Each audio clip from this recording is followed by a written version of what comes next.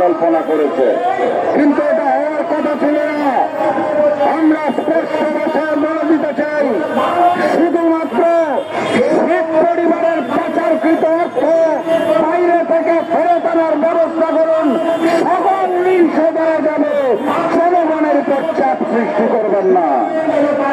সম্মানিত ছাত্র এবং বন্ধুগণ, আমি আমলে এক নেতা ছিল পলক সাহেব, তিনি বলেছিলেন ইন্টারনেট বন্ধ করি নাই, বন্ধ হয়ে গেছে। আমি অত্যন্ত দুঃখের সাথে লক্ষ্য করছি এই অন্তর্বর্তী সরকারও আওয়ামী নেতাদের থেকে মনে হয় বক্তব্য শিখেছে। তারা বলার চেষ্টা করছেন ট্যাক্স বাড়বে, কিন্তু জনজীবনে কোনো প্রভাব পড়বে না। জনজীবনে কেন প্রভাব পড়বে না? ওই ফ্যাসিস্ট হাসিনা সরকারের লুটেরা আওয়ামী নেতারা এসে কি এই প্রভাব মিটিয়ে দিয়ে যাবে? আমার দেশের সাধারণ জনগণ যারা 3 বেলা ঠিক মতো খেতে পাচ্ছে না, তারা যখন পণ্য কিনতে যাবে তখন কি আওয়ামী সরকার এসে ভর্তুকি দিবে? যদি না হয় তাহলে কিভাবে জনজীবনে প্রভাব পড়বে না? আমি সাংবাদিক ভাইদের মাধ্যমে অন্তর্বর্তী সরকারের কাছে প্রশ্ন রেখে যেতে চাই। বক্তব্য দীর্ঘায়িত করব না, অনেক জাতীয় নেতা আছে। আমি শুধু স্পষ্ট ভাষায় বলে দিতে চাই, এই দেশের মানুষ আন্দোলন করতে জানে, সংগ্রাম করতে জানে, স্বৈরাচারের পদত্যাগ ঘটানো জানে, রক্ত দিতে জানে।